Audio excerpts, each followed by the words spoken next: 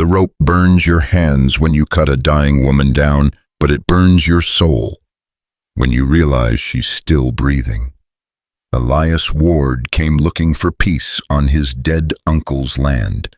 What he found were 5 women swinging from his gate at dawn necks, in nooses, bodies marked with threats. The law said they deserved it. The town said, forget them. But when Elias felt that first weak pulse under cold skin, he made a choice that would paint his new land red with blood. Before we begin, hit that subscribe button right now. Stay until the end of this story, because what happens next will shake you. And drop a comment telling me what city you're watching from. I want to see how far this tale of courage travels across this country.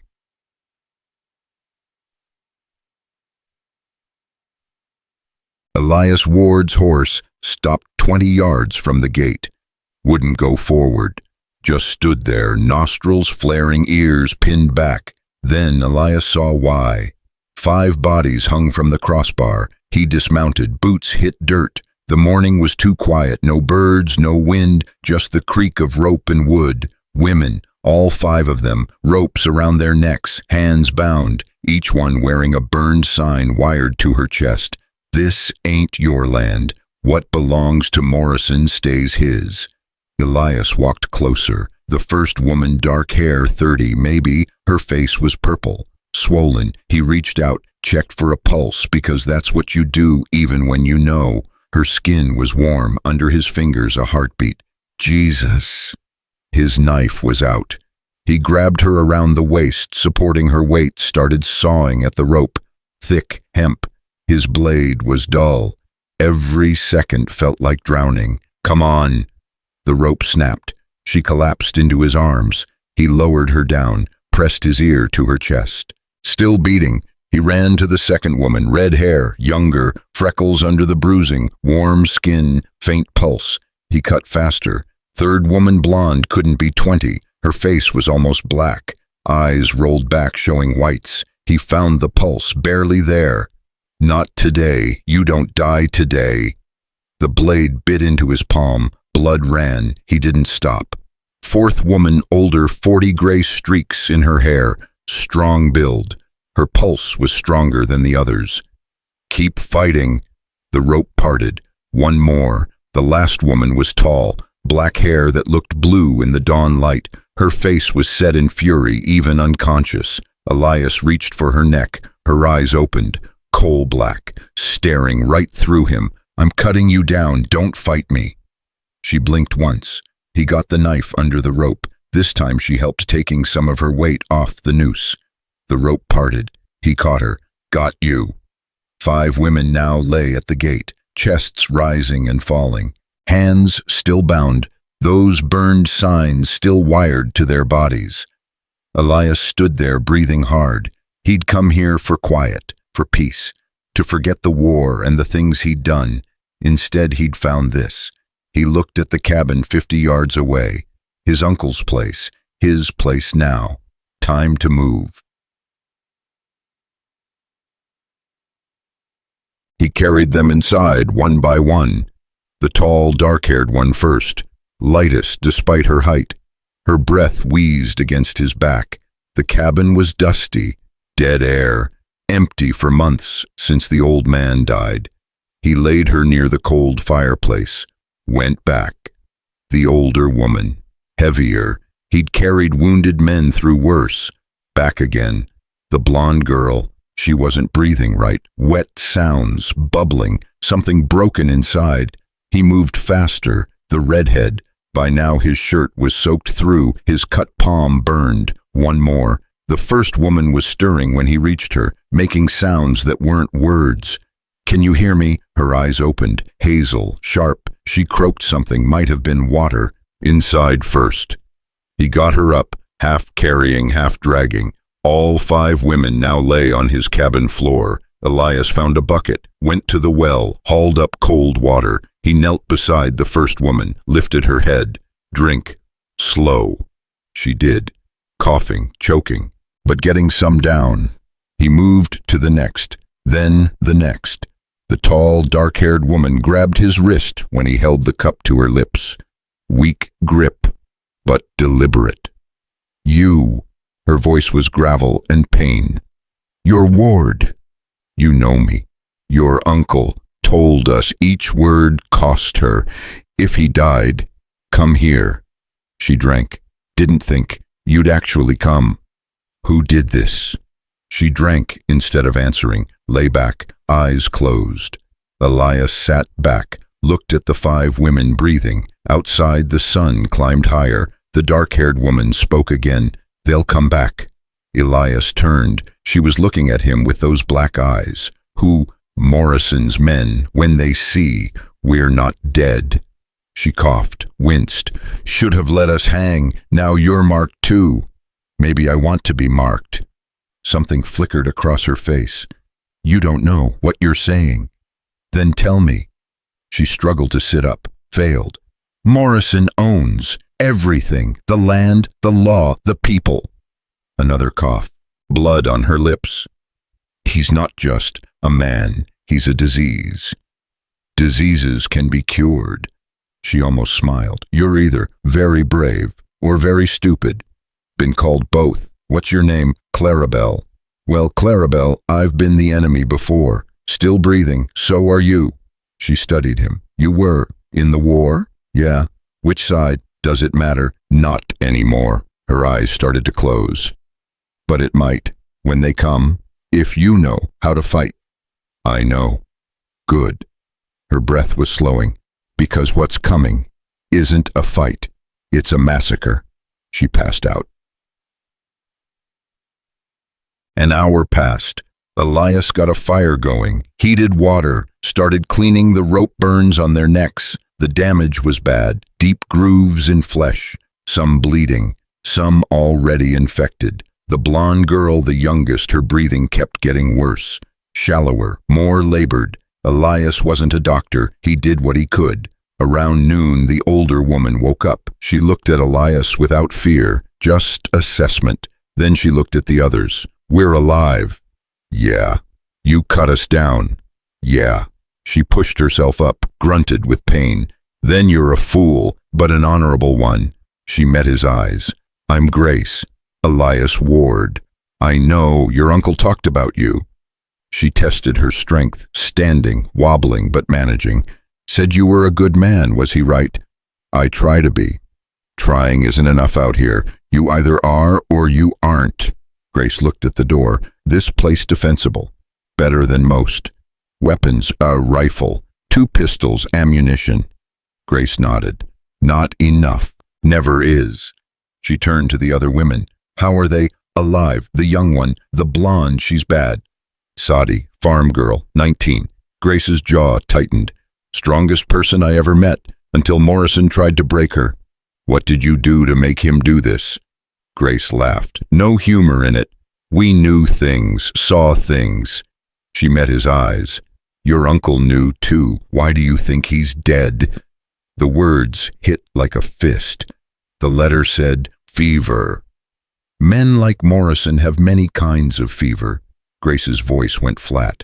I watched them poison his well, watched him sicken over 3 weeks, watched him die knowing no one would believe us.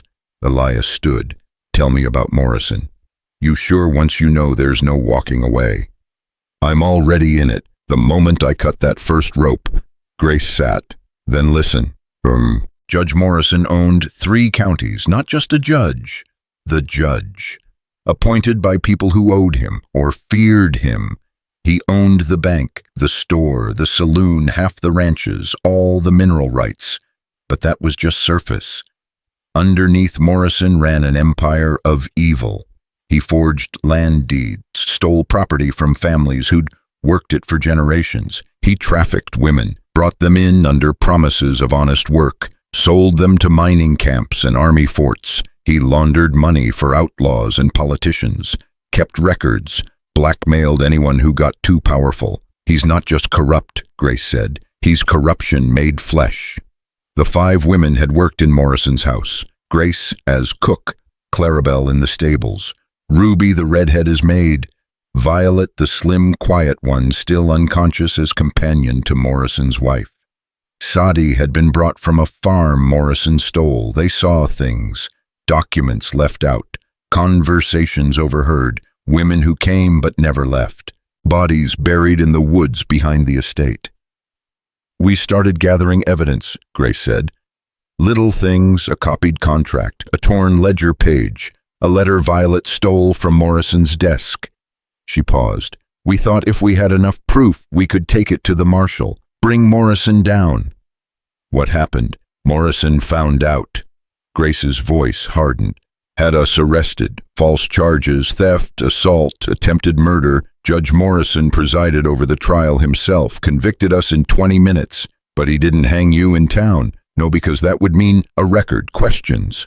Grace looked at the door. So his men brought us here in the night, to your uncle's land. Make it look like we'd squatted and vigilantes handled it. The signs.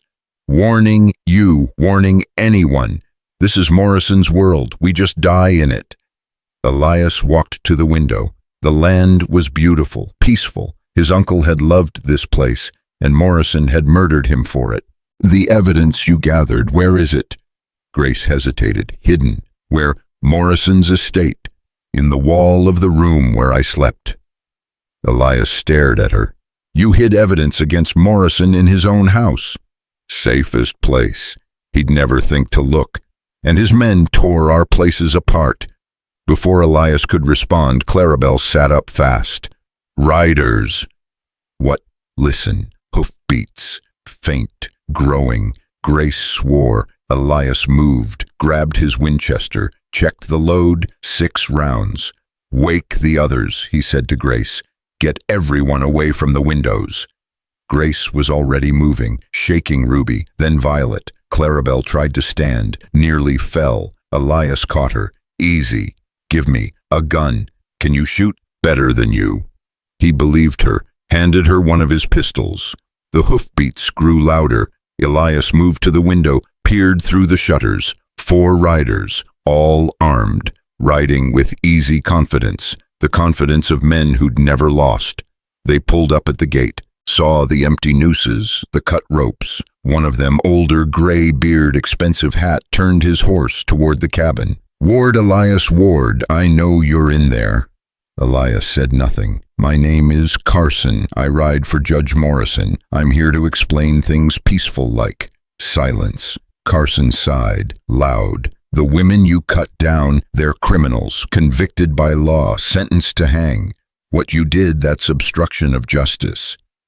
Elias cracked the shutter wider. Carson saw it, smiled. Now I understand you're new here, don't know how things work.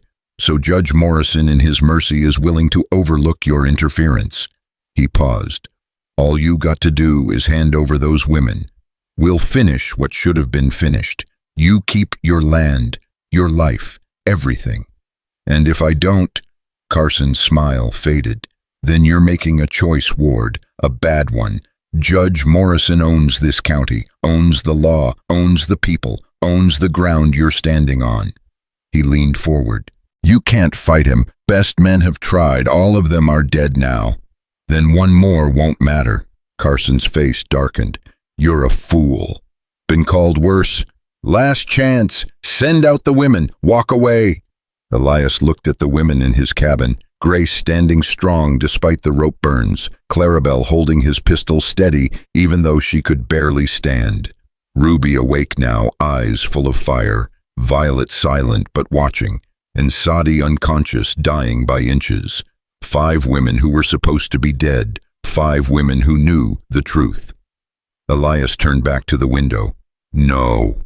The word hung in the air. Carson nodded slow. So be it. He wheeled his horse. The 4 riders galloped away, dust rising. Grace came to stand beside Elias. They'll be back. I know. With more men. I know. We can't hold this place, not against 30 guns. Probably not. So why'd you say no? Elias looked at her. Your uncle died trying to prove Morrison was evil. Figure the least I can do is finish what he started. You'll die. Maybe, but Morrison's going to bleed first. Clarabelle laughed from across the room, harsh, painful, real. I like you, rancher. Ruby spoke for the first time, voice rough. If we're making a stand, we need to prepare, fortify. You know how to fight. My daddy raised 6 girls on a Texas ranch. We fought off Comanche bandits, drunk soldiers.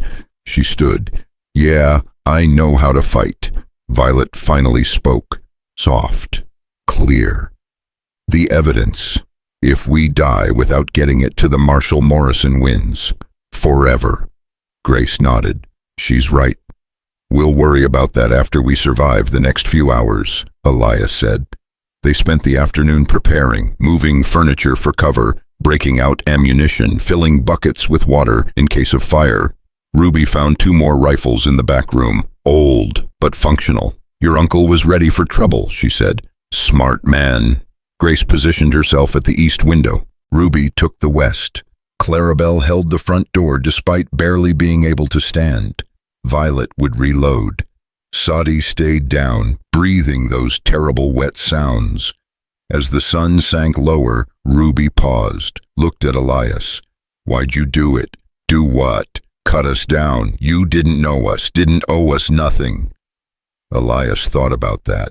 I was in the war, saw death, caused some. He met her eyes. When it was over, I promised myself I'd try to do better, riding past 5 dying women. He shook his head. That wouldn't have been better. Ruby nodded. Your uncle was good people, runs in the family. He tried to help you, got killed. And now, you're going to die for us too. Not planning on it. Plans change. Then I'll die doing something worth dying for, Grace called from the window. Riders, a lot of them.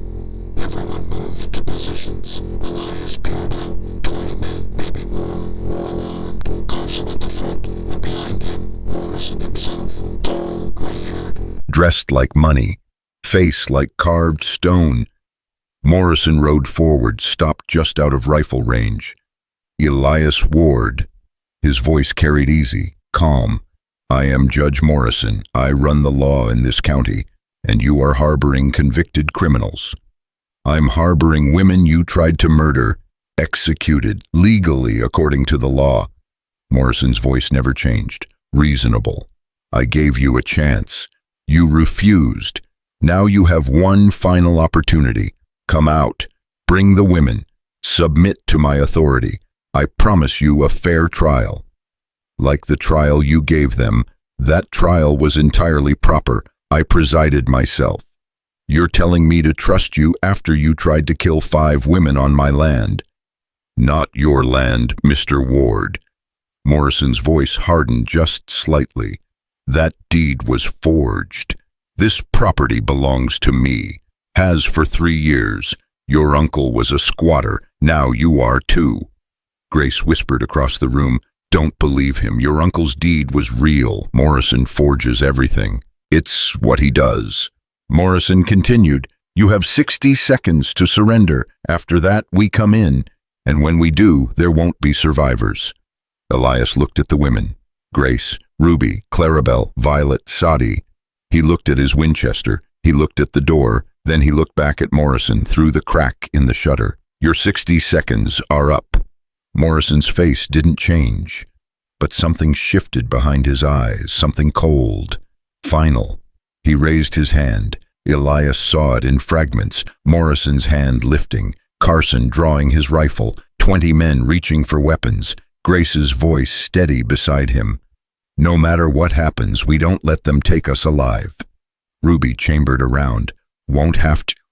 Violet's hands were shaking as she lined up spare ammunition. Clarabelle stood by the door, pistol raised, looking like death itself. And Sadi, still unconscious, still dying, breathed those wet, rattling breaths. Elias raised his Winchester to his shoulder. Morrison smiled. Fire. The world exploded in thunder and glass. The first bullet hit the shutter an inch from Elias's face. Wood exploded inward, splinters cut his cheek. He dropped below the window, Winchester tight against his shoulder. Return fire! Grace's rifle barked from the east window. Once, twice, 3 times. Ruby fired from the west. A scream outside. Someone hit. Elias rose, aimed through the shattered shutter. Saw Carson's expensive hat. Squeezed the trigger. The hat flew off. Carson dove behind his horse. Reload! Elias dropped back down, worked the lever. Brass casing hit the floor. The cabin shook with impact. Bullets punched through wood, thudded into furniture. One grazed the wall near Violet's head. She didn't flinch, just kept loading cartridges with shaking hands. Clarabelle fired from the doorway. Her pistol cracked sharp. A man outside howled. "Got him in the leg," she shouted. "Save your ammunition," Elias called back. "Make every shot count." Morrison's voice cut through the gunfire. "Cease fire." The shooting stopped. Silence rushed in. Smoke hung in the air. The smell of gunpowder burned Elias's nose. "Ward," Morrison called. "You've killed 2 of my men, wounded 3 more. This is murder now, not just obstruction." Elias said nothing, reloaded. "I'm giving you one more chance. Send out the women. You can live. Hang for murder maybe, but you'll get a trial." Grace spat on the floor. "His trials last 20 minutes. Ruby laughed, hard and bitter, "and always end the same way."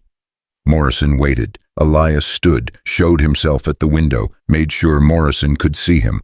"Come and get them." Morrison's face went dead, empty. "Burn it." "What?" That was Carson's voice. "You heard me. Burn the cabin. Burn them all." Elias's stomach dropped. Grace swore. "He's going to smoke us out." "Or cook us," Ruby said. Elias watched through the window. 3 men were moving toward the barn behind the cabin, carrying torches. "They're going for the barn first," he said. "Try to spread fire to the cabin." "How long do we have?" Grace asked. "Minutes, maybe less if the wind shifts." Clarabelle tried to stand straighter, failed, leaned against the doorframe. "We can't stay here." "We can't leave either," Violet said, first time she'd spoken since the shooting started. "They'll cut us down the moment we step outside." Grace looked at Sadi, still unconscious on the floor. "She can't run, can barely breathe." Elias's mind raced. 5 women, 3 wounded, 1 dying, against 20 armed men, and now fire. No good options, just bad and worse. He made a choice. "Grace, Ruby, keep shooting. Make them think we're all still here." He looked at Clarabelle. "Can you walk?" "Can I breathe? Barely." "Can I walk?" She pushed off the doorframe, stood. "Try and stop me." "Violet, help me with Sadi." They moved fast. Elias got Sadi over his shoulder. Violet grabbed the ammunition bags. "Where are you going?" Grace demanded. "The root cellar, back of the cabin. We'll put Sadi there, safe from fire. Then we're going to do something stupid." Ruby grinned. "Now you're talking my language." Elias carried Sadi through the back room, found the trapdoor in the floor, pulled it open. Darkness below, damp earth smell. "Down," he said to Violet. She climbed down the ladder. Elias lowered Sadi after her, gentle as he could. "Stay with her," he said.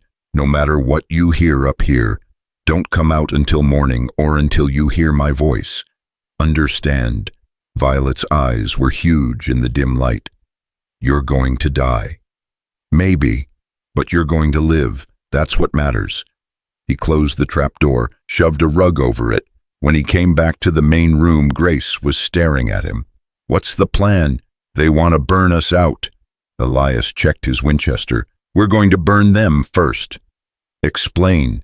"The barn. They're lighting it now. Wind's blowing east to west. If we can get to the barn, set a backfire, it'll blow smoke and flames toward Morrison's men. Give us cover." "That's insane," Grace said. "You have a better idea." She didn't. Ruby did, though. "I'll go with you. Grace stays here, keeps shooting, makes them think we're all still inside." "You can barely stand," Elias said. "Neither can Clarabelle, but look at her." Ruby pointed. Clarabelle was at the window now, pistol raised, watching, waiting. "We're all barely standing," Ruby said. "That's the point. We do it anyway." Elias looked at Grace. She nodded. "Go, I'll hold here. When you see flames from the barn, run, out the back, into the woods. Don't stop until you hit the creek. What about you? I'll find you." Grace's face said she didn't believe him, but she didn't argue. Elias turned to Ruby. Ready. Been ready since they strung me up. They moved to the back door, the one facing away from Morrison's men. Elias cracked it open, looked out. The barn was 50 yards away, smoke already rising from inside. Orange glow flickering in the gaps between boards. 3 men stood near it, watching their work, waiting for the flames to spread. We'll never make it, Ruby whispered to it. We will, if they're looking the wrong way. Elias raised his Winchester, aimed at the main cabin window where Grace stood. What are you? He fired. The bullet punched through from inside out. Glass exploded. Grace understood instantly, started screaming, high, terrified. They're inside. They're coming through the walls. She fired wildly out the window. Morrison's men all turned toward the front of the cabin. Now, Elias said. They ran. Ruby was faster than she looked. Moved like a deer despite the rope burns and bruises. They covered half the distance before anyone noticed. Behind. They're behind. Gunfire erupted. Elias didn't stop, didn't look back, just ran. A bullet cracked past his ear. Another kicked up dirt at his feet. 20 yards. Ruby grunted, stumbled. You hit. Keep going. 10 yards. The barn door was open, flames crawling up the inside walls. Smoke pouring out. Elias hit the doorway running, Ruby right behind him. Inside the heat was brutal, the air thick, hard to breathe. Where's the kerosene? Ruby shouted. There. Elias pointed to the back corner, 3 cans sitting on a shelf. They grabbed them, started splashing kerosene on the walls facing Morrison's men, on the hay bales, on anything that would burn hot and fast. Outside, boots pounded closer. They're coming, Ruby said. Good. Elias grabbed a burning board from the wall. Get out the back. What about you? I said, get out. Ruby ran. Elias waited, counted boots, 3 men, maybe 4. They appeared in the doorway, silhouettes against the firelight. He's in here. Elias threw the burning board at the kerosene-soaked wall. The world turned white. The explosion lifted him off his feet, threw him backward. He hit dirt hard, ears ringing, vision blurred, heat washed over him like a wave. The barn was an inferno now, flames reaching for the sky, smoke billowing east on the wind. Right toward Morrison's men, Elias rolled over, pushed himself up, screaming, men screaming. He couldn't see them through the smoke, but he could hear them, confused, panicked. Fall back, horses whinnying, hooves thundering. Elias stumbled away from the fire, found Ruby waiting in the trees. You're alive, she said. Surprised me too. They ran. Behind them, the barn collapsed in on itself. Sparks and embers shot into the air. The smoke cloud rolled east like a living thing. They found Grace at the tree line. She grabbed Elias by the shirt. Clarabelle, I thought she was with you. Grace's face went white. She was at the window. I told her to follow me. She said she would. They all turned back toward the cabin. Through the smoke, they could see it. Still standing. Windows shattered, riddled with bullet holes. And in the doorway, a figure, Clarabelle. She was walking toward Morrison's men, walking right through the smoke and chaos, pistol in her hand. What is she doing? Ruby whispered. Elias understood. She's hunting. Through the smoke, they saw it happen. Clarabelle found Carson. He was bent over, coughing, eyes streaming from the smoke. She put the pistol to his head, said something they couldn't hear. Carson looked up at her. She pulled the trigger. The shot echoed across the valley. Carson fell. Clarabelle kept walking, found another man, this one young, terrified, trying to catch his horse. She shot him in the leg, walked past while he screamed. She's lost her mind, Grace said. No. Elias started forward. She's found it. He ran back into the smoke, found Clarabelle standing in the middle of the chaos, surrounded by fleeing men, horseless, coughing, dying, but standing. Clarabelle. She turned, looked at him, smiled, blood on her teeth. I got him, the one who put the rope around my neck. She swayed. Carson. Elias caught her as she fell. I got you. Is he dead? Elias looked back. Carson's body lay in the dirt, half his head gone. Yeah, he's dead. Good. Her eyes were closing. That's good. Elias picked her up, started running. Behind them, Morrison's voice cut through the smoke. Find them. I want them all dead, every single one. But his men were scattered, horses gone, half of them blind from smoke. Elias ran, made it to the tree line. Grace and Ruby took Clarabelle from him. We need to move, Grace said. They'll regroup. The creek, like I said. They moved through the forest, fast as they could, with Clarabelle barely conscious between Grace and Ruby. The creek was half a mile east, cold water running over rocks. They splashed through, kept going. Behind them, shouting, fading, getting lost in the trees. They didn't stop until they'd covered 2 miles. Found a hollow under a fallen tree. Crawled inside, sat there in the darkness, breathing hard, listening. No pursuit? Not yet. Grace checked Clarabelle. She's breathing, barely. She killed Carson, Ruby said. She sounded awed. Just walked right up and killed him. She's been waiting for that, Grace said quietly. Carson was the one who tied the nooses, who kicked the barrels out from under us, who laughed while we choked. Elias leaned back against the earth. His hands were shaking now, adrenaline leaving his system. We can't stay here, he said. Morrison will send trackers at first light. Where do we go? Ruby asked. The Marshal, in Copper Falls, 3 days' ride. Sadi, Grace said suddenly. She's still in the cellar. Morrison will find her. Then we have to go back. That's suicide. Grace looked at him. She's 19 years old. She's dying, and she's alone in the dark. Her voice cracked. We don't leave her. Elias knew she was right. He also knew going back was death. We wait until dark, he said. Full dark. Then we go back, get Sadi, get Violet, and we run. Morrison will have men watching the cabin, Ruby said. I know. So how do we get in? Elias thought about it. The cabin, the land around it, the approaches. The creek runs past the cabin, about 50 yards south. If we follow it back, stay in the water, we can get close without being seen. And then we pray Morrison's men are stupid. Ruby laughed. Quiet. I like those odds better than burning. They waited. The sun sank lower. Shadows grew long. Clarabelle woke once, looked around confused. Where? Safe, Grace said. You're safe. Carson, dead. You killed him. Clarabelle smiled, closed her eyes. Good. When full dark came, they moved, back through the forest, following the creek, moving slow, quiet. The water was cold. Elias's boots filled. His feet went numb. Behind him, Grace and Ruby carried Clarabelle between them.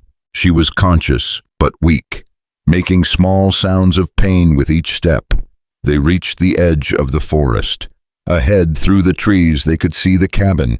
It was still standing, smoke-stained, damaged, but standing. And surrounding it were fires. Morrison's men had set up camp. 10 fires at least, maybe 15. Dots of light in the darkness. How many? Ruby whispered. Elias counted. 20, maybe 25. We'll never get through that. We will if we're smart. He studied the camp layout. The fires were spread out, creating a perimeter, but there were gaps, shadows between the light, and the root cellar was on the backside of the cabin, away from most of the fires. We go in from the south, Elias said. Stay low, stay in the shadows. Ruby, you and Grace stay with Clarabelle here. I'll go get Sadi and Violet. Alone, Grace said. 1 person moves quieter than 4. 1 person also dies easier.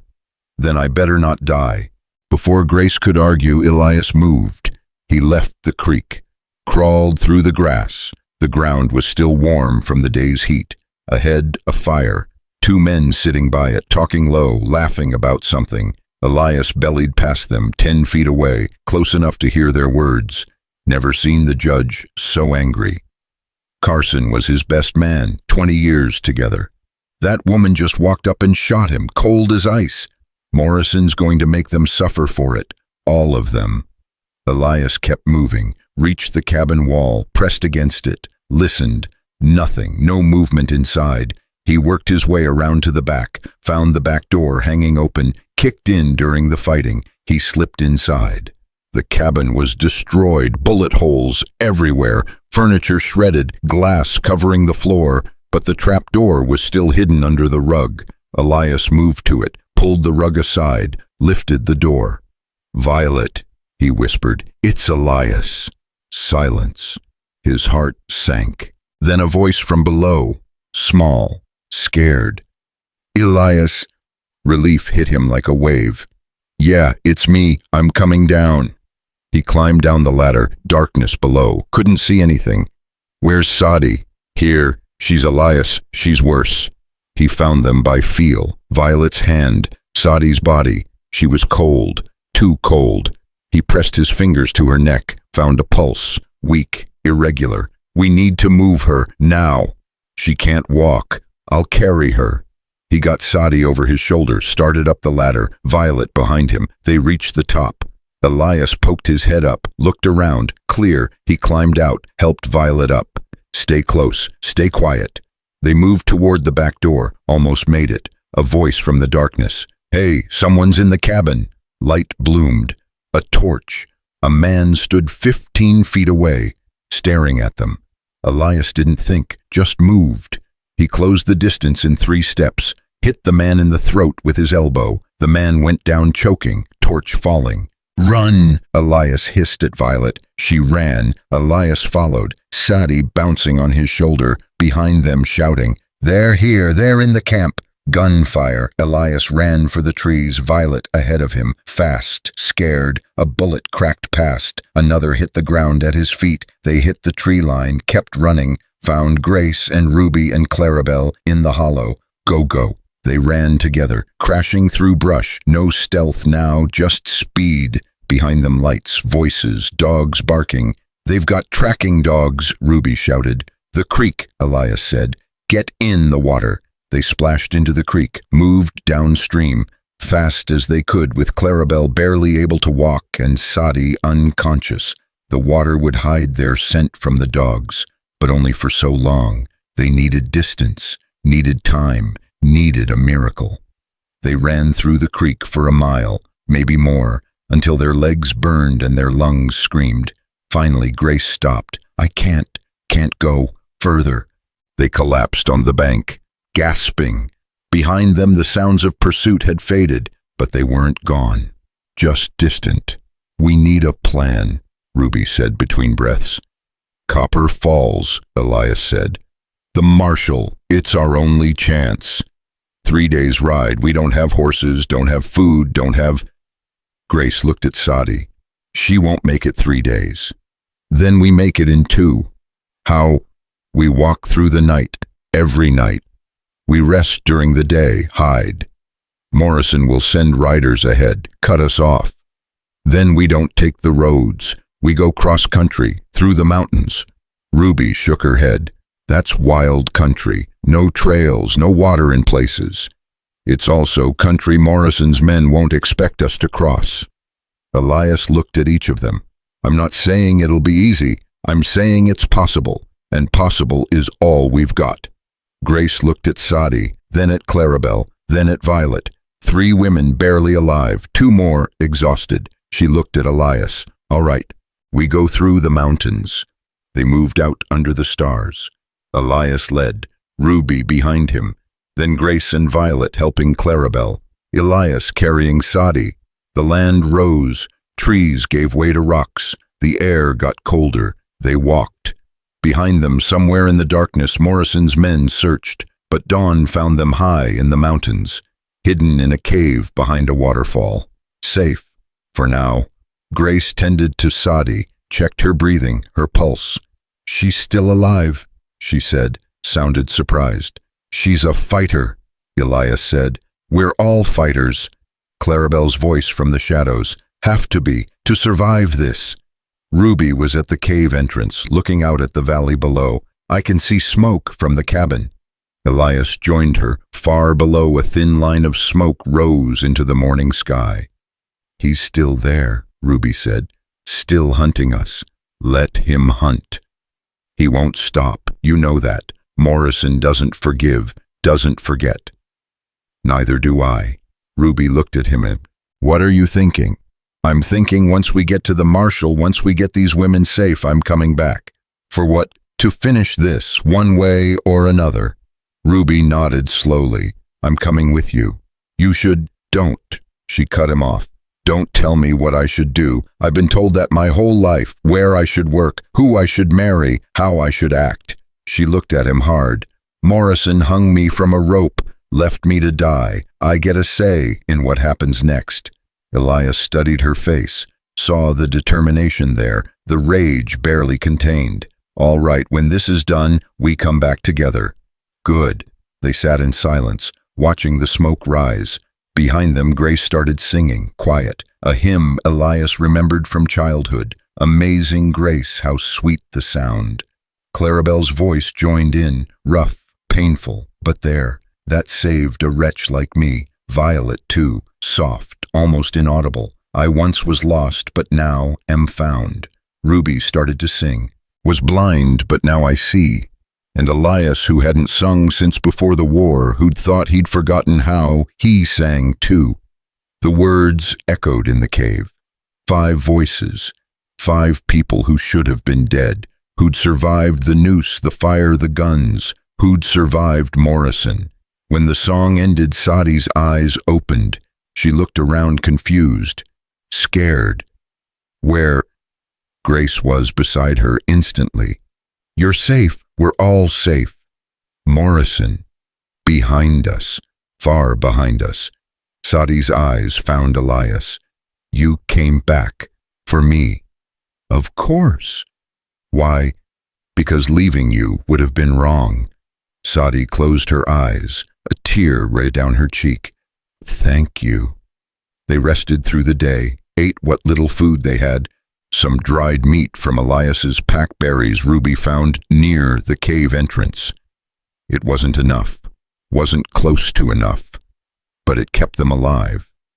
As the sun set, they moved out again, down the mountain, through valleys Elias had never seen, following game trails and his own instincts. They walked through the second night. And the third. On the 4th day, they saw Copper Falls in the valley below. We made it, Violet whispered. Not yet, Elias said. Morrison might have men here. We need to be careful. They waited until dark, then entered the town.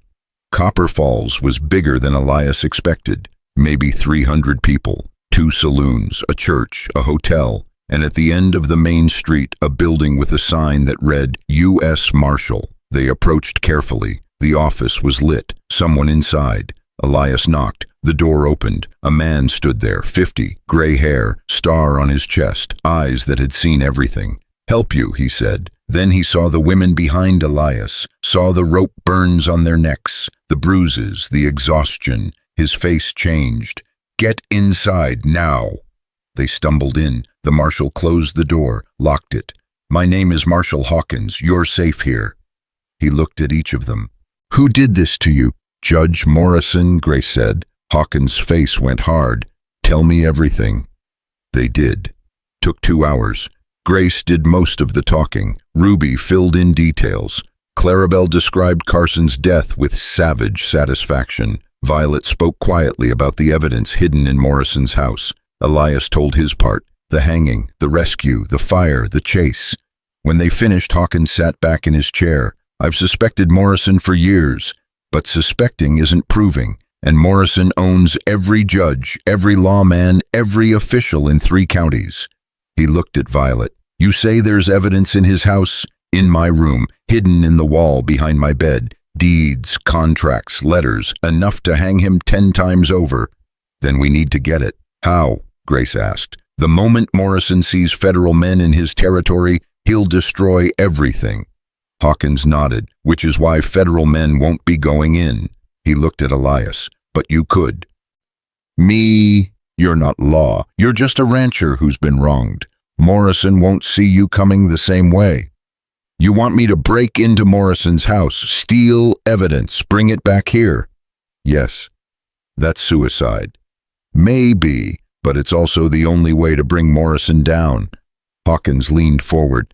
I'll give you a federal warrant. Written proof that you're acting under my authority. If you're caught, if you're killed, At least there'll be a record, an investigation. That's not much comfort. It's all I can offer. Elias looked at the women, at Grace, at Ruby, at Clarabelle, at Violet, at Sadie. 5 women who'd survived hell, 5 women who deserved justice. He looked back at Hawkins. "When do I leave?" "Dawn," Hawkins said. "You leave at dawn." Elias shook his head. "Tonight. Morrison's men are still looking for us in the mountains. He won't expect us to double back this fast." Ruby stood. "I'm going with you." "No." "Yes." Her voice was iron. "I lived in that house for 2 years. I know every room, every hallway, every creaking floorboard. You'll be blind in there. I won't." "She's right," Grace said. "Ruby knows the layout better than any of us." Elias looked at Hawkins. "Can you give us 2 horses, supplies? I can give you more than that." Hawkins stood, walked to a cabinet, pulled out a repeating rifle. "Henry rifle, 16 rounds, and this." He set a badge on the desk. "Deputy Marshal. It's temporary but legal. If Morrison catches you, you're acting under federal authority." Elias picked up the badge, felt the weight of it. "Won't make much difference if he kills me." "No, but it might make his men hesitate, and hesitation is all you need." Violet spoke up from the corner. "My room is on the 2nd floor, east wing, 3rd door on the right. The evidence is behind the headboard. You'll need to pry off a panel." "How much time will we have?" Ruby asked. "Morrison keeps 12 men in the house at night. 4 patrol the grounds. 8 sleep in shifts in the bunkhouse behind the main building." Violet's voice was steady, clinical, like she'd been planning this. "If you go in after midnight, you'll have maybe an hour before the shift change." "An hour," Elias said. "To get in, find the evidence, get out. If you're lucky. And if we're not," Violet met his eyes, "then you die like the others who tried to stop him." The room fell silent. Grace broke it. "We didn't come this far to fail now. We didn't survive the noose and the fire and the chase to watch Morrison walk away." She looked at Elias. "You bring back that evidence.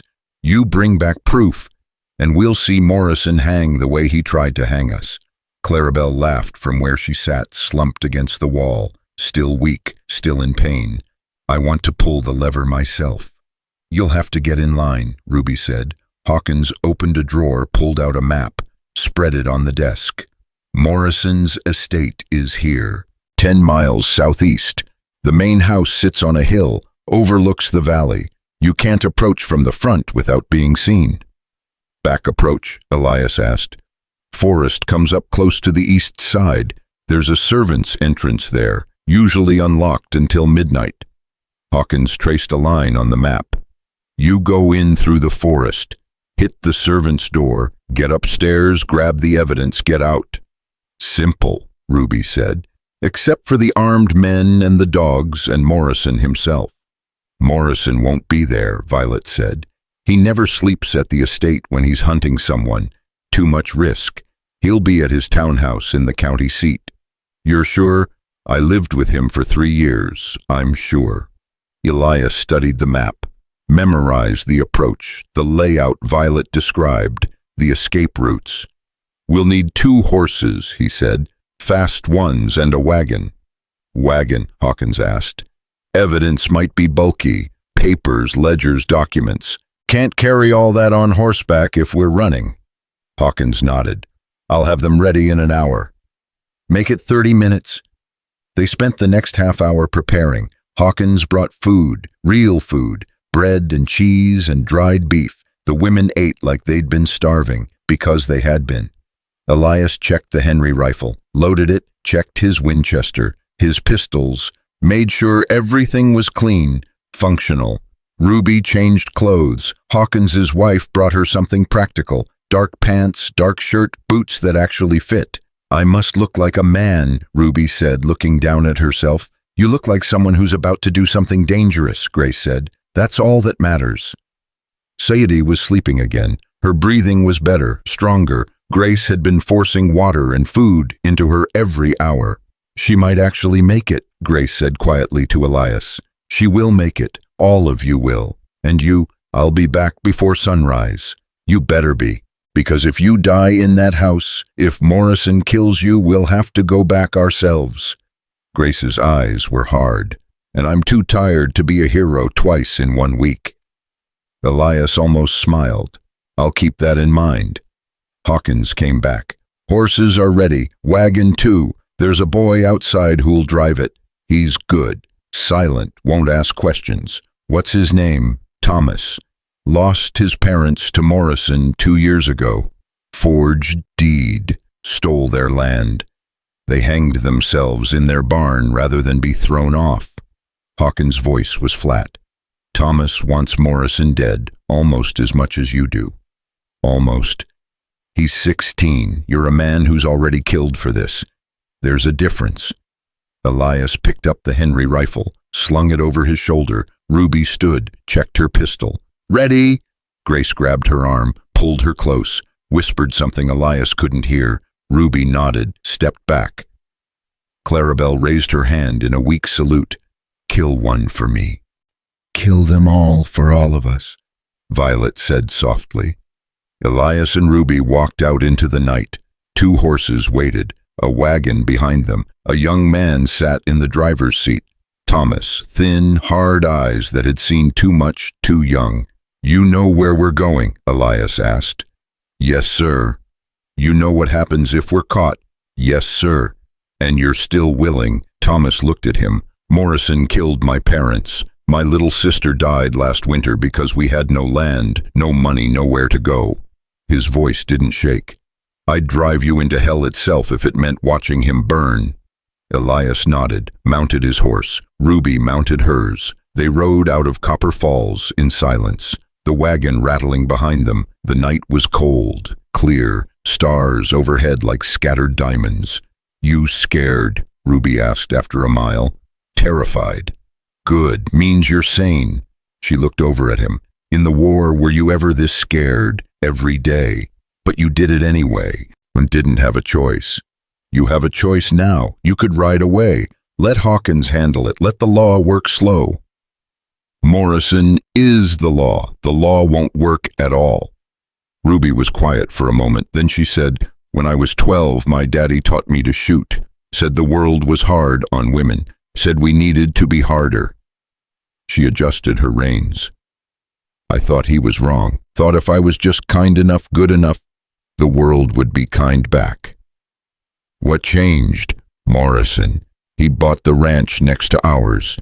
Started moving fence lines in the night, stealing cattle. My daddy confronted him. Morrison had him beaten, broke his hands so he couldn't work." Her voice went cold. "We lost everything. Daddy drank himself to death. Mama followed a year later, and I ended up working in Morrison's house because it was the only job in the county. I'm sorry." "Don't be sorry. Be angry. Anger keeps you alive when everything else wants you dead." They rode on. After 2 hours, Thomas pulled the wagon to a stop. "Estate's a mile ahead. This is as close as I can get without being seen." Elias dismounted. Ruby did the same. "Wait here," Elias told Thomas. "If we're not back by dawn, go back to Copper Falls. Tell Hawkins we failed." "How long should I wait?" "Till dawn. Not a minute more." Thomas nodded. Elias and Ruby moved into the forest, walking now, leading the horses. The trees were thick here, old growth, branches overhead blocking the starlight.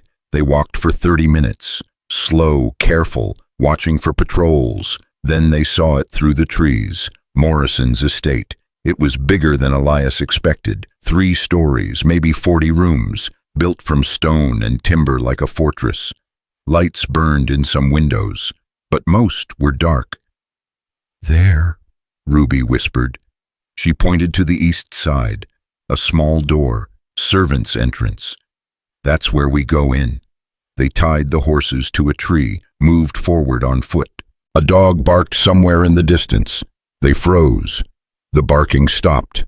They waited, counting heartbeats. Nothing. They moved again, reached the edge of the forest, 20 yards of open ground between them and the door. "See any guards?" Elias whispered. "No." but that doesn't mean they're not there. On 3, we run. Don't stop until we're at the door. What if it's locked? Then we break it down. Ruby took a breath. 1. Elias shifted his weight. 2. They ran, boots on grass, loud in Elias's ears. Too loud. 15 yards. A shout from somewhere. Who's there? 10 yards. Elias didn't look back, just ran. 5 yards. They hit the door. Elias grabbed the handle, turned, it opened. They fell inside, slammed it shut behind them. Darkness, complete darkness. Ruby's hand found his arm. This way. They moved through what felt like a kitchen. Elias's hands touched a table, a stove, pots hanging from hooks, a door ahead. Ruby opened it, a hallway. Dim light from somewhere above. Stairs are at the end, Ruby whispered. 2nd floor, then we go right. They moved fast. Up the stairs. The wood creaked under their weight. Elias winced at every sound. 2nd floor, a long hallway, doors on both sides. 3rd door on the right, Ruby said. They counted. 1, 2, 3. Elias tried the handle, locked. Can you pick it? Ruby asked. No. Then what? Elias stepped back, kicked the door just below the handle. The wood splintered, the door swung open. They rushed inside, closed the broken door behind them. A bedroom, small, simple, a single bed, a dresser, a window overlooking the valley. This was where Violet had slept, where Morrison had kept her like a prisoner. Behind the headboard, Ruby said. They moved to the bed. Elias grabbed the headboard, pulled. It didn't move. It's attached to the wall, Ruby said. We need to pry off the panel. Elias pulled his knife, started working it into the seam between the panel and the wall. Footsteps in the hallway. They both froze. The footsteps stopped outside the door. What was that noise? A man's voice. Probably nothing. Old house, always making sounds. Go check. The door started to open. Elias moved, grabbed the man as he stepped through, hand over his mouth, knife to his throat. Make a sound and you die. The man's eyes were huge, terrified. He nodded. The 2nd man appeared in the doorway, saw Elias, reached for his gun. Ruby shot him. The sound was deafening in the small room. The man fell, blood spreading across his chest. Damn it, Ruby said. The whole house heard that. Then we work faster. Elias shoved the 1st man to the floor, went back to the panel, worked his knife harder. Shouts from downstairs, boots on stairs. Elias almost got it. The panel came free. Behind it was a hollow space in the wall, filled with papers. Elias grabbed them, shoved them inside his shirt. We need to go.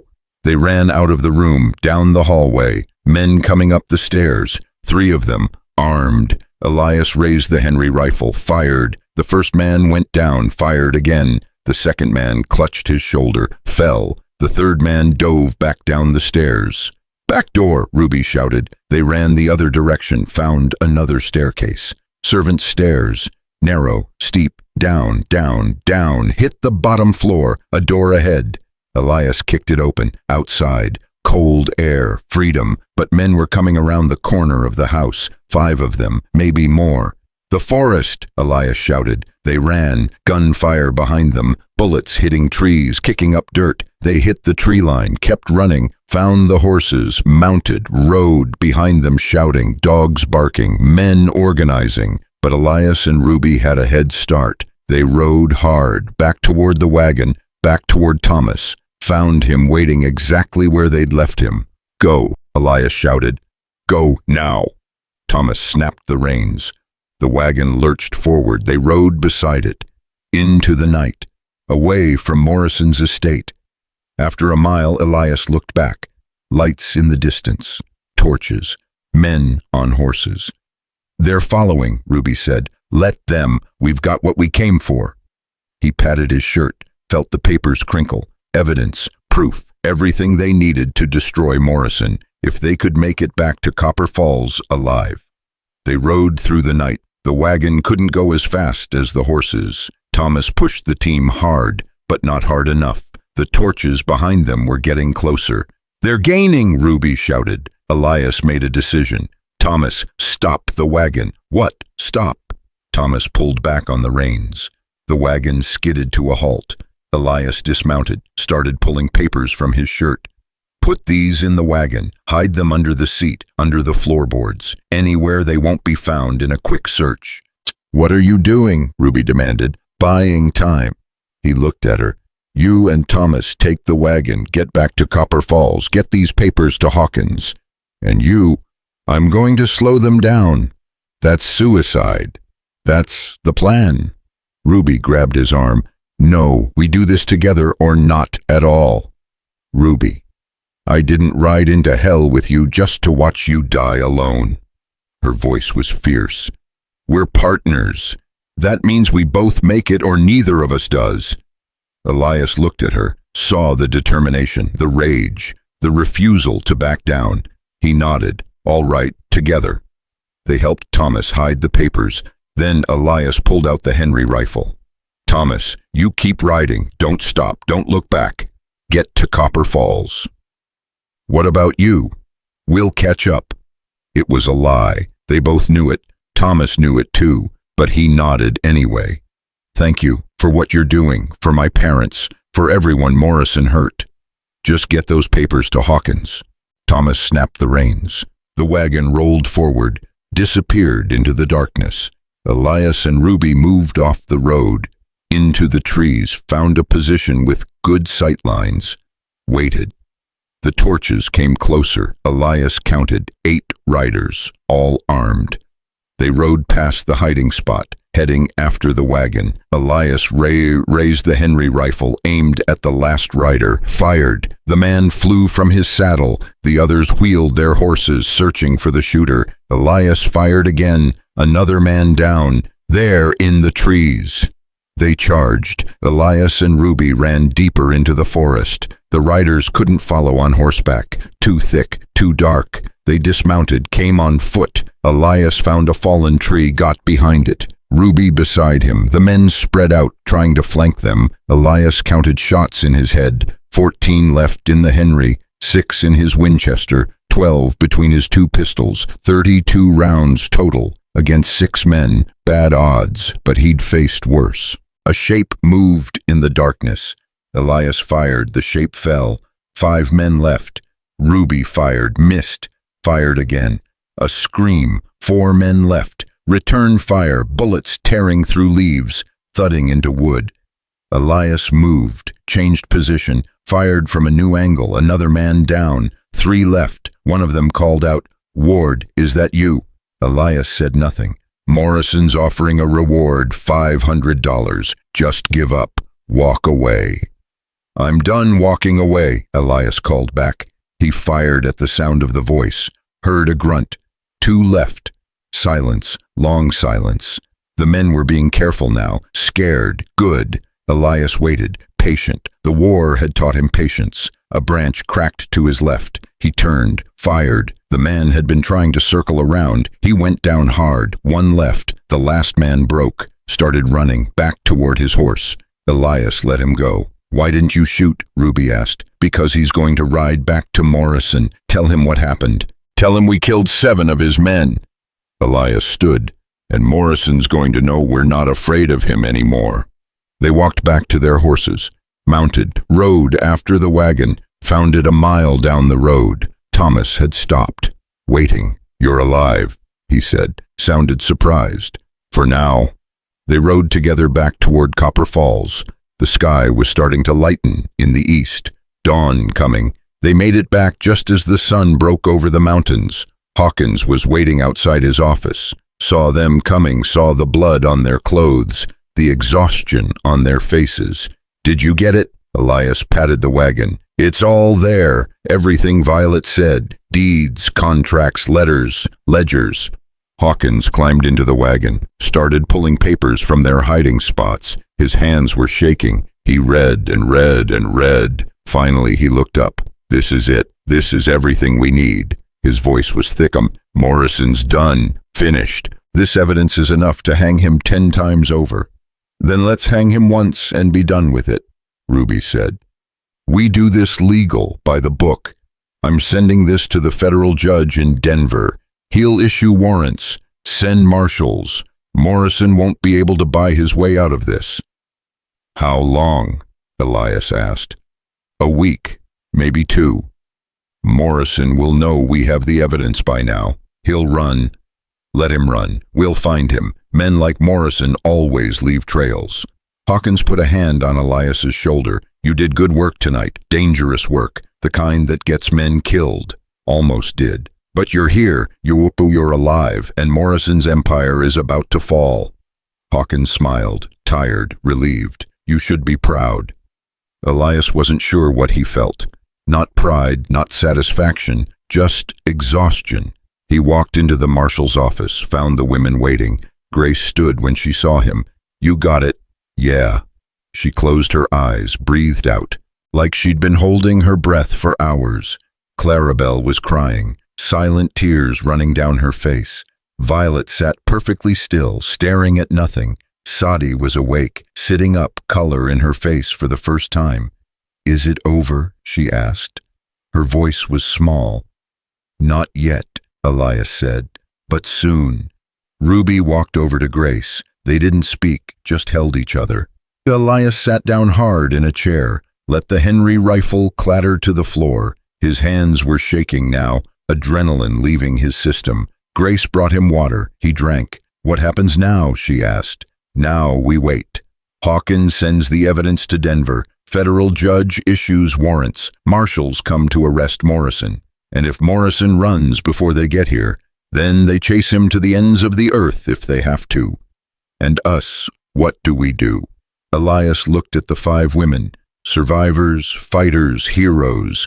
You live, you heal, you take back the lives Morrison tried to steal. Grace nodded slowly. And you? I've got a cabin to rebuild, land to work, a life to start. Morrison might send men after you. Revenge. Let him try. Clarabelle laughed from where she sat. I almost feel sorry for anyone Morrison sends after you now. Almost. The door opened. Hawkins came in carrying a strongbox. I'm putting you all under federal protection. You'll stay here in Copper Falls until the warrants are served. Until Morrison's in custody or dead. How long? Violet asked. However long it takes. He set the strongbox on the desk, opened it. Inside was money, a lot of money. This is from the territorial governor. Reward for evidence leading to the conviction of corrupt officials. $500 each. The women stared. $500, Sadi whispered. Each. Plus, I'm authorizing transport back to wherever you want to go. New identities if you want them. Protection for as long as you need it. I'm not going anywhere, Ruby said. Not until I see Morrison hang. Me neither, Clarabelle said. Grace looked at Violet and Sadie. Your choice. You've earned the right to walk away, if you want. Violet shook her head. I'm staying. I need to see this through. Sadie was quiet for a long moment. Then she said, My farm, the one Morrison stole, I want it back. You'll get it, Hawkins said, along with compensation for the years you lost. Then I'm staying too. Elias stood, walked to the window, looked out at the town. Somewhere out there, Morrison was learning that his empire was crumbling, that 5 women he'd tried to kill had survived, that the evidence he'd hidden had been found. Somewhere out there, Morrison was afraid. Good. Let him be afraid. Let him know what it felt like to have everything stripped away. Let him know what those five women felt when the rope went around their necks. Elias turned back to the room. When Morrison's arrested, I want to be there. Hawkins nodded. You've earned that right.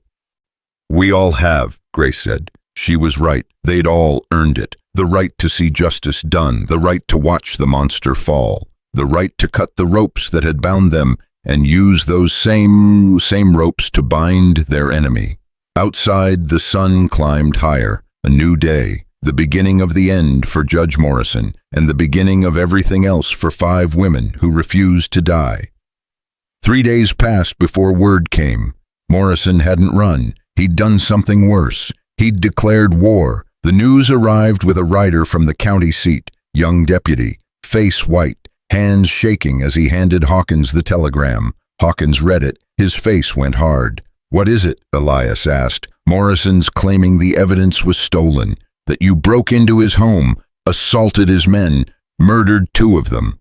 Hawkins looked up. "He's issued arrest warrants for all of you." Grace laughed. No humor in it. "Of course he did." "It's illegal," Hawkins said. "He has no jurisdiction here." But Morrison doesn't care about legal anymore. He's sending men. A lot of men. How many? 50, maybe more. They'll be here by nightfall. The room went silent. 50 men against what Hawkins and maybe 2 deputies. Elias, 5 women who could barely stand a week ago. Bad odds, worse than bad. "We need to leave," Violet said. "Get out of town before they arrive." "And go where?" Ruby demanded. "Morrison owns 3 counties, owns every lawman except Hawkins. Where exactly do we run that he can't follow?" "Denver," Hawkins said. "The federal judge. If I can get you there, get you in front of him with this evidence, Morrison's warrants won't mean a damn thing." "How far is Denver?" Elias asked. 5 days' ride, maybe 4 if we push hard. "Morrison's men will be here tonight. We can't outrun them for 5 days." "No, but we can make them bleed for every mile." Hawkins stood, walked to his gun cabinet, started pulling rifles. "We leave in an hour. Take only what you can carry. We travel light and fast." Grace looked at Sadi. "Can you ride?" "I can do whatever I have to do." "That's not what I asked." Sadi stood, wobbled, caught herself. "I can ride." She was lying. They all knew it, but no one called her on it. Clarabelle was testing her strength, bending, stretching, wincing with each movement. "I'm not running anymore. I'm done running."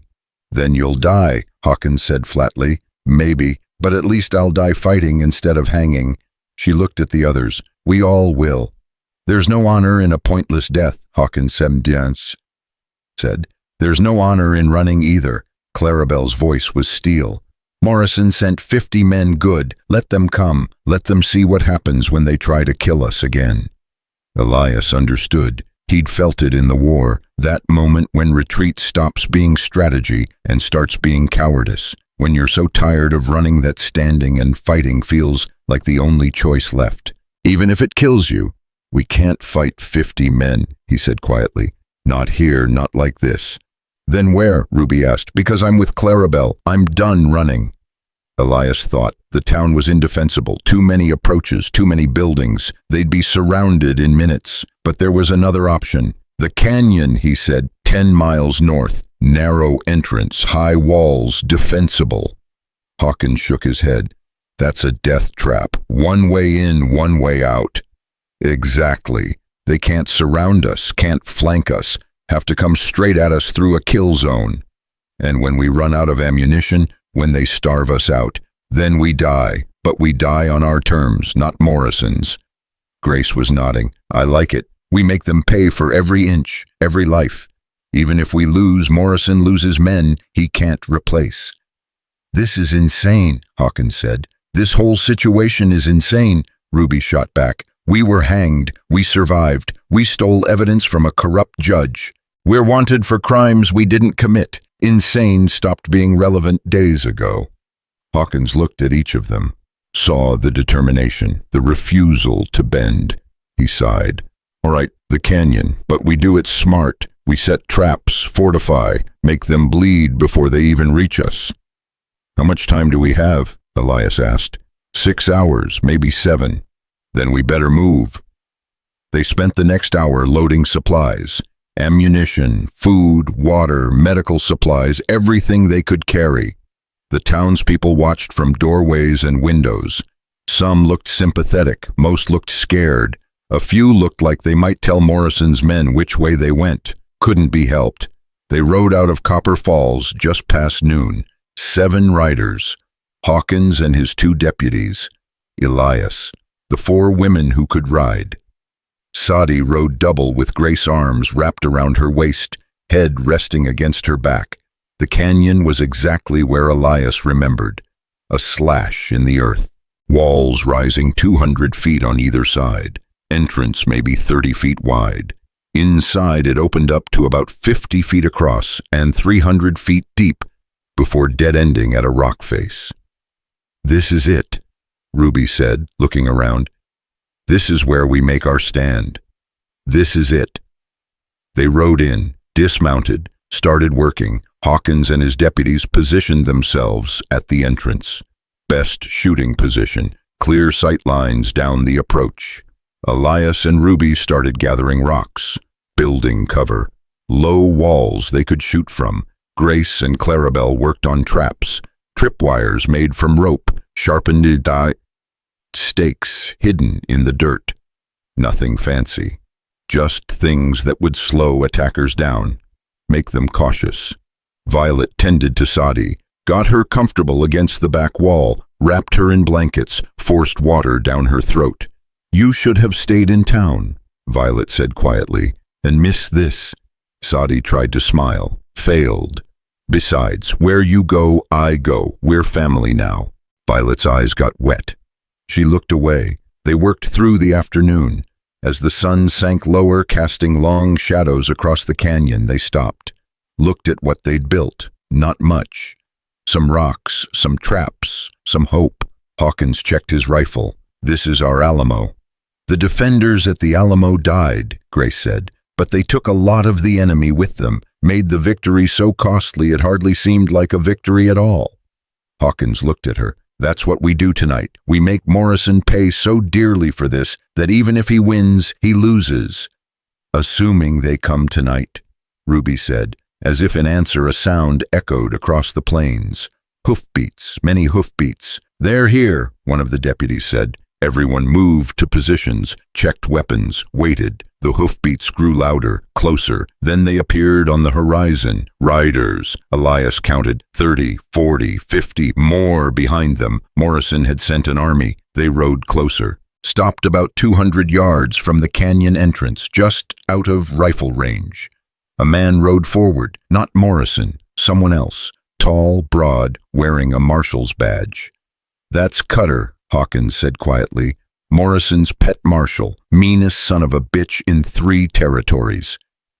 Cutter stopped 50 yards out, close enough to be heard, far enough to be safe. "Hawkins, I got warrants for the people you're harboring. Send them out and nobody else has to die." "Those warrants are illegal," Hawkins shouted back, "issued by a corrupt judge." "That's for a court to decide, not you." Cutter leaned forward in his saddle. "You're a federal marshal, Hawkins. You know the law. Interfering with legal warrants is a crime. Stand down. Let us take them." "Not happening." "Then you're choosing to die with them. I'm choosing to uphold actual justice instead of Morrison's version of it." Cutter sat back, smiled. "Have it your way." He wheeled his horse, rode back to the others. They could see him talking, gesturing, organizing. "Here they come," Elias said. 20 riders broke away from the main group, started toward the canyon at a trot, testing, seeing what kind of resistance they'd face. "Hold fire," Hawkins said. "Let them get close." The riders came on, confident, expecting an easy fight. 100 yards, 75, 50. "Now," Hawkins said. 7 rifles fired as one. 5 riders fell. The others wheeled their horses, retreated. 1 more fell before they made it out of range. 6 men down in 10 seconds. The remaining riders regrouped, talked, looked less confident now. "That'll make them think," Ruby said. "It'll also make them angry," Hawkins replied. "Angry men make mistakes, but they also take more risks." He was right. The next attack came 30 minutes later, this time 40 men. They spread out, came at the canyon from multiple angles, but there was still only one entrance. They still had to funnel through. The shooting started before they reached effective range. Bullets hitting the canyon walls, kicking up dust, making noise, suppressing fire, meant to keep defenders' heads down while attackers advanced. It didn't work. Elias and Hawkins and the deputies fired methodically, picking targets, 1 shot, 1 kill. Ruby and Grace and even Clarabelle added their fire, less accurate but still effective. Men fell, horses screamed. The attack faltered, broke, retreated. 10 more bodies left behind. 16 down, one of the deputies said. Maybe 34 left. 34 is still too many, Hawkins said. The third attack came an hour later, right at dusk, harder to see, harder to aim. This time they came on foot. Using their horses as cover, moving fast, low, they hit the first tripwire. 3 men went down, impaled on stakes hidden in the dirt. The others kept coming, reached the canyon entrance. Close quarters now, too close for rifles. Elias switched to his pistol, fired into the mass of men trying to force their way in. Ruby was beside him, shooting, reloading, shooting again. A man made it through, rushed at them. Grace shot him point blank. Another. Clarabelle's pistol cracked. He fell. They were holding, barely, but holding. Then one of Hawkins' deputies screamed, went down, bullet in the chest. Fall back, Hawkins shouted. Second position. They retreated deeper into the canyon, to the second line of cover they'd built. The attackers poured in, maybe 15 of them, howling, shooting wildly. Elias fired until his pistol clicked empty, grabbed his rifle, fired that. Beside him, Ruby was bleeding from a cut on her arm. She didn't seem to notice, just kept shooting. The attackers faltered. They'd lost too many men in the narrow space. Bodies clogging the entrance. They retreated again. Silence rushed in, broken only by groaning, dying men, some theirs, some Morrison's. Hawkins was wrapping a wound on his leg. The surviving deputy was reloading, hands shaking. Elias counted ammunition, running low, very low. How many left? Grace asked. She was pale, exhausted. 20, maybe less. Hawkins winced as he tied off the bandage. But we're almost out of ammunition. Another attack like that, and we're done. Then we make the next attack count, Ruby said. How? Elias had an idea. Desperate, probably stupid, but maybe their only chance. We go out there. Everyone stared at him. That's suicide, Hawkins said. Staying here is suicide. At least if we go out, we can control the fight, make them react to us instead of us reacting to them. 5 of us against 20. In the dark, in terrain, they don't know. Yeah, I like those odds better than sitting here waiting to die. Grace looked at Ruby, at Clarabelle, at Violet, who was kneeling beside Sadi.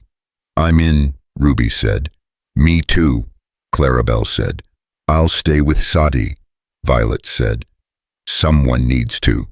Hawkins shook his head. This is insane. You keep saying that, and yet here we are. Hawkins almost smiled. All right, we go out, but we do it smart. We split up, hit them from different directions, create chaos, make them think there's more of us than there are. When? Ruby asked. Now, while they're regrouping, before they expect it. They checked weapons, what little ammunition they had left, knives, anything that could be used as a weapon. Grace hugged Violet, whispered something. Clarabelle knelt beside Sadi, touched her face. Stay alive, that's an order. Sadi smiled weakly. Yes, ma'am. They moved out, 5 people, into the darkness, to fight 20 armed men. Elias led them out of the canyon, quiet, low, using every bit of cover. Behind them, Morrison's men had built fires, treating their wounded, arguing about what to do next. Perfect. Elias signaled. They split up. He went left. Ruby went right. Grace and Clarabelle moved straight ahead. Hawkins circled wide. The plan was simple. Get close. Hit hard. Disappear. Elias crawled through the grass. Got within 30 feet of the nearest fire. 3 men sat around it, drinking. One was bragging about how many men he'd killed in the war. Elias waited until they were distracted, then moved, fast, silent. The first man never saw him coming. Knife across the throat, down. The second man looked up, opened his mouth to shout. Elias shot him, point blank. The third man ran. Elias let him go, melted back into the darkness, shouting now, all over the camp. Men grabbing weapons, looking for attackers. Ruby's pistol cracked from the other side, more shouting. Grace and Clarabelle hit from the front. Gunfire, screaming, Hawkins from the flank. Chaos, beautiful chaos. Morrison's men fired at shadows, at each other, at nothing. Elias moved through it like a ghost, taking targets when they presented themselves, disappearing when they didn't. He found Cutter near one of the fires, barking orders, trying to organize. Elias raised his rifle, aimed. Cutter turned, saw him, went for his gun. Elias fired first. Cutter went down, clutching his shoulder. Not dead, but out of the fight. "Fall back," someone shouted. "Fall back." Morrison's men broke, started retreating, some on horses, some on foot, all running. Within 5 minutes the camp was empty, abandoned, nothing left but fires and bodies and blood. Elias found the others, all alive, all standing. "How many did we get?" Ruby asked. 8, maybe 10. Hawkins was breathing hard. "The rest ran." "They'll regroup, come back." "Maybe, or maybe they'll decide Morrison's not paying them enough to die for this." Hawkins looked at the carnage. "We broke them tonight, maybe for good." They walked back to the canyon, found Violet and Sadi waiting. "You're alive?" Violet said, relief in her voice. "For now." Grace sat down hard. "Not sure how much longer, though." Sadi was worse. Her breathing had deteriorated. Her lips were blue. Grace knelt beside her. "Stay with me just a little longer." "Tired," Sadi whispered. "I know, but you have to stay awake. Have to keep fighting." "Why?" "Because we didn't survive Morrison just to lose you now." Sadi's eyes closed. "No." Grace shook her. "Sadi, stay awake." But she was gone. Not dead, but unconscious. Maybe slipping toward something worse. Grace looked at Hawkins. "She needs a doctor, real medicine, not what we can do here. Nearest doctor is in Copper Falls." "Then we go back. Morrison's men might still be there. Then we'll go through them." Hawkins looked at Elias. "Can she be moved?" "She won't survive if we don't." "All right, we leave now, before dawn. Travel fast." They loaded up, put Sadi on a horse with Grace, rode out. The plains were empty, silent. Morrison's men had truly run, but Elias knew it wasn't over. Morrison wouldn't give up, wouldn't let this go. He'd regroup, send more men, or come himself. Either way, this was far from finished. They reached Copper Falls just after dawn, found the town quiet, scared, people hiding in their homes. The doctor took Sadi immediately, shooed everyone else out. They waited outside, exhausted, filthy, bleeding. An hour passed. The doctor emerged, old man, kind eyes. "She'll live. Barely, but she'll live." He looked at Grace. "You kept her alive through sheer force of will. I've never seen anything like it." Grace almost collapsed. Elias caught her. "It's over," she said. "It's finally over." But it wasn't. A rider came hard into town, skidded to a stop outside the marshal's office, jumped down, ran inside, came out with Hawkins. Hawkins's face was grim. "What is it?" Elias asked. "Morrison's dead." Everyone froze. "What?" Ruby said. "Dead. His body was found this morning, in his townhouse." Hawkins looked shaken. "Someone killed him, shot him 3 times, left him in his bed." "Who?" Grace asked. "They found a woman standing over the body, Morrison's wife. She's the one who shot him." Violet made a sound, small, almost inaudible. Everyone turned to look at her. She was smiling. "She did it," Violet whispered. "She finally did it." "You knew," Hawkins demanded. "I gave her the evidence. When I lived there, showed her proof of what Morrison was, what he'd done." Violet's voice was steady. "She said she'd handle it. I didn't know she meant like this." "She'll hang for it," Hawkins said. "No, she won't." Violet pulled something from her pocket, an envelope, sealed. "Morrison's wife gave me this, months ago, said to give it to the authorities if anything ever happened to her or to Morrison." She handed it to Hawkins. "Open it." Hawkins broke the seal, read. His eyes went wide. "What is it?" Elias asked. "A confession, written by Morrison's wife. Details of everything Morrison did, everything he forced her to help with. Names, dates, places." Hawkins looked up. "And it's notarized, witnessed, legal."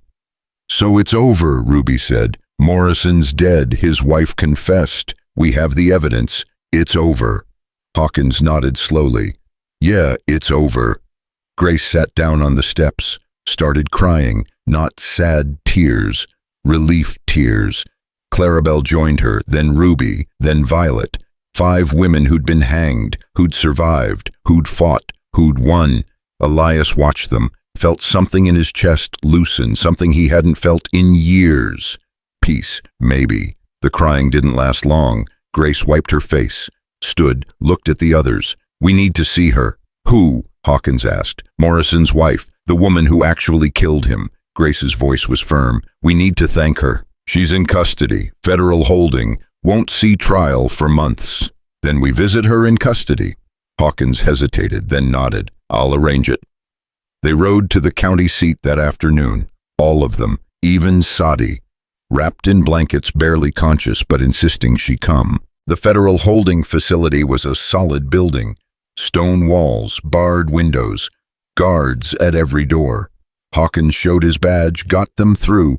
Morrison's wife was in a cell at the end of a long hallway. She sat on a cot, hands folded in her lap, face calm. She looked up when they approached, saw Violet, stood. You're alive. We're all alive, Violet said quietly, because of what you told us, because of what you did. Morrison's wife, her name was Catherine. They looked at the rope burns on their necks, at the bruises, the exhaustion. He tried to kill you. He did kill us, for a few minutes anyway.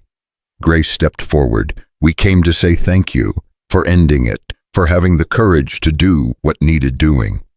Catherine's eyes filled. Courage, is that what you call it? She laughed, bitter. I call it 30 years too late. I knew what he was, what he did, and I said nothing, did nothing, let him destroy lives while I lived in luxury. You were afraid, Ruby said. Fear is not an excuse, not for letting evil flourish. Catherine sat back down. I should have killed him years ago, should have stopped him before he hurt so many people. But you stopped him eventually, Clarabelle said. That's what matters. Does it tell that to all the families he destroyed, all the women he trafficked, all the men he murdered? Catherine looked at her hands. 3 bullets, that's all it took. 3 bullets and the monster was dead. I keep thinking it should have been harder, should have meant more. Violet knelt by the cell bars. It meant everything. You freed us, freed everyone he ever hurt. I freed myself too, finally. Catherine met her eyes. I'm going to hang for this. I know that. The law doesn't care that he was evil. Murder is murder. The law cares about context, Hawkins said. About evidence, about what you suffered. You won't hang. Won't I? Catherine smiled. I confessed. I signed papers. I told them everything. There's no walking back from that. Then we'll testify, Grace said. All of us. We'll tell them what Morrison did, what he was, what you saved us from. It won't change anything. Maybe not, but we'll do it anyway. Catherine looked at the five women standing before her, looked at their scars, their strength, their refusal to give up. How did you survive? She asked. The hanging, the fire, everything he did. How are you still standing? Grace thought about that. Because we had each other, because giving up meant he won, and we couldn't let that happen. I didn't have anyone, just 30 years of silence and complicity. Catherine's voice cracked. I deserve whatever happens to me. No, Violet said firmly. You deserve to live, to be free, to have the life Morrison stole from you. That's not how justice works. Justice doesn't work at all sometimes, but mercy does, and you deserve mercy. Catherine started crying then, not quiet tears, deep sobs, 30 years of pain coming out all at once. Violet reached through the bars, took her hand. They stayed like that for a long time. A woman who'd killed her husband, a woman he'd tried to kill, connected by shared suffering and shared survival. Finally, Catherine pulled herself together. What will you do now? After all this, live, Grace said simply. Really live. For the first time in years. Where will you go? Back to the cabin, Elias said. It's mine now, legally. Morrison's fake deeds are void. I'm going to rebuild it, work the land. Alone. He looked at the women. I don't think I'll be alone. Ruby grinned. You're stuck with us, rancher, whether you like it or not. My farm, Sadi said weakly. I want my farm back." "You'll get it," Hawkins promised. "All the land Morrison stole, it's being returned to rightful owners. Compensation for the years lost. It's not enough, but it's something." Clarabelle was quiet. Then she said, "I want to learn to read." Everyone turned to look at her. "I never learned. My family was too poor. Then I was working all the time. But now," she shrugged, "now I want to know things, want to understand the world beyond what I can see." "I'll teach you," Violet said, "if you want." "I want." They talked for another hour, about plans, about futures, about lives they'd thought were over, but were just beginning. When they finally left, Catherine called after them. "Wait," they turned. She stood at the bars. "When they hang me, and they will promise me something." "What?" Grace asked. "Promise me you'll be there at the execution. I don't want to die alone, and I don't want Morrison's people to be the last faces I see." "You're not going to hang," Violet said. "But if I do, promise." They promised. But Catherine was wrong about hanging. The trial happened 3 months later. Federal judge, federal jury, everything done by the book. The women testified, all 5 of them, told their stories, showed their scars, made the jury understand what Morrison had been. Elias testified about finding them hanging, about the chase, about the evidence. Hawkins testified about the corruption, about 30 years of evil disguised as law, and Catherine testified about the abuse, about the threats, about watching her husband destroy lives while she was powerless to stop it. The jury deliberated for 2 hours, came back with a verdict, not guilty, justifiable homicide. Catherine collapsed when she heard it, had to be helped from the courtroom. Outside, the women waited. When Catherine emerged free, she looked at them in disbelief. "I don't understand." "You're free," Grace said. "Free to go. Free to live." "But I killed him." "You killed a monster. There's a difference." Catherine stood there on the courthouse steps, blinking in the sunlight like she'd forgotten what freedom felt like. "What do I do now?" "Whatever you want," Ruby said. "That's the point of freedom." Catherine looked at Violet. "Will you help me? I don't know how to be alone. Don't know how to make decisions without someone telling me what to do."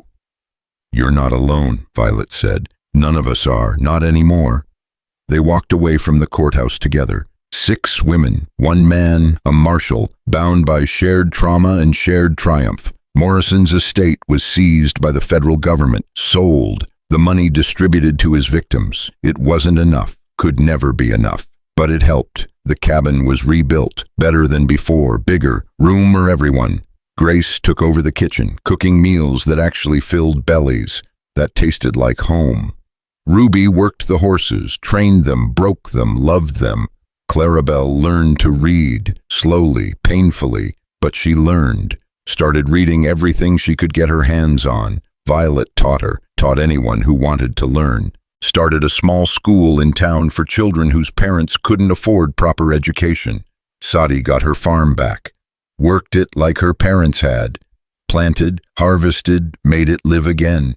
Catherine bought a small house in Copper Falls. Quiet, simple. Started helping at Violet's school, teaching children what it meant to stand up to evil. And Elias worked the land, fixed fences, built new structures, watched the sun rise and set over property that was finally truly his. They gathered for meals, for conversation, for the simple pleasure of being alive and together. One evening, 6 months after Morrison's death, they sat around the table in the rebuilt cabin. Grace had cooked. Ruby had brought wine from town. Clarabelle was reading aloud from a book. Violet was correcting her pronunciation with infinite patience. Sadi was laughing at something Catherine said. Elias sat at the head of the table, watched them, these people who'd become family. "What are you thinking?" Grace asked him. "I'm thinking I came here looking for peace and quiet, looking to forget the war and start over. And instead you found us," Ruby said. "Instead I found you." "Regret it?" Clarabelle asked. Elias thought about that, about the morning he'd found them hanging, about everything that came after, the violence, the fear, the constant threat of death. He thought about it and smiled. Not for a second.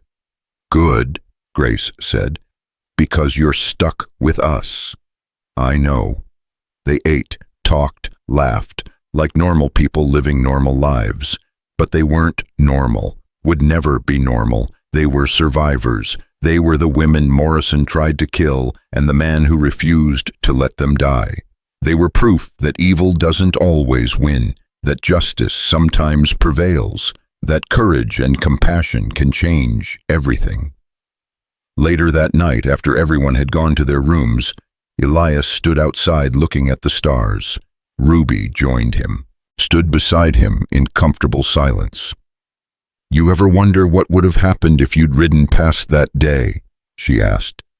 "If you'd seen us hanging and just kept going, every day.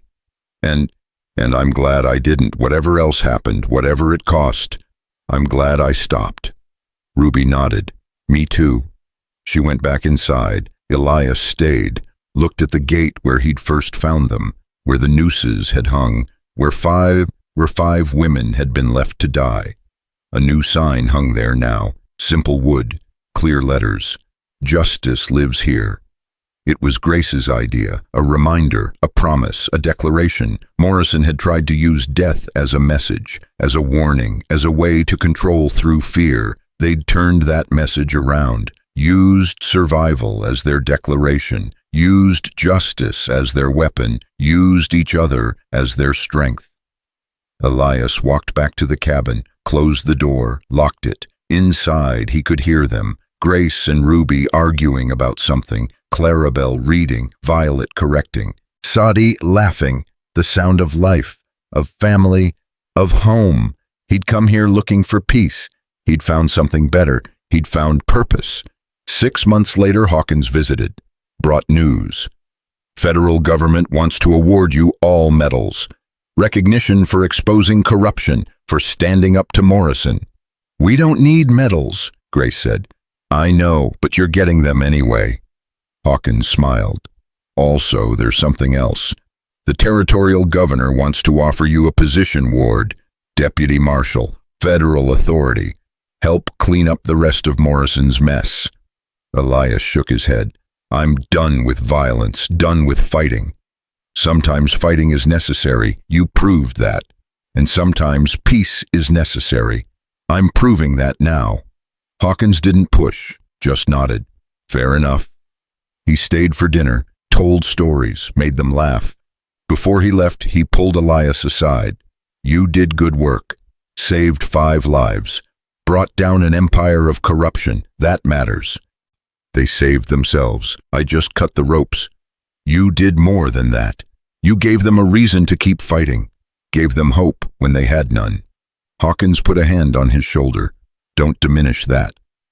After he left, Elias thought about his words, about cutting ropes, about hope, about how one choice can change everything. A year after Morrison's death, they held a ceremony. Simple, quiet, just the 7 of them.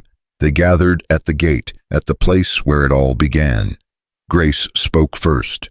"We stand here because one man chose compassion over convenience, chose to act when he could have walked away. We stand here because 5 women refused to die," Ruby added.